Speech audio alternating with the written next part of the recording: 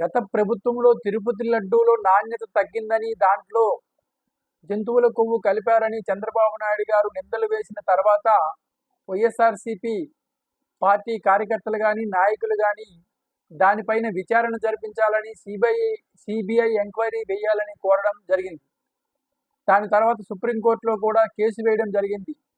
ఇదిలా ఉండగా నిజానిజాలు నిగ్గు తేల్చకుండానే తిరుపతి దేవస్థానానికి సంప్రోక్షణ చేయాలని టీటీడీ నిర్ణయించడంతో వైఎస్ఆర్సీపీ నాయకులు, కార్యకర్తలు కొంతమంది చెప్తుంది ఏంటంటే, మీరు ఎంక్వైరీ చేసి జరిగిందో జరగలేదో తెలియకముందే మీరు సంప్రోక్షణ పేరుతో ప్రజల్ని మభ్యపెట్టాలని చూస్తున్నారా? సంప్రోక్షణ జరగాల్సింది టీటీడీకి కాదు, తెలుగుదేశం పార్టీ నాయకులకు, చంద్రబాబు నాయుడు నాలికకు సంప్రోక్షణ జరగాలని వీళ్ళు మాట్లాడడం చూస్తుంటే మరి వాళ్ళు ఎలా స్పందిస్తారో వేచి చూద్దాం. లైక్ చేయండి, షేర్ చేయండి, సబ్స్క్రైబ్ చేసుకోండి.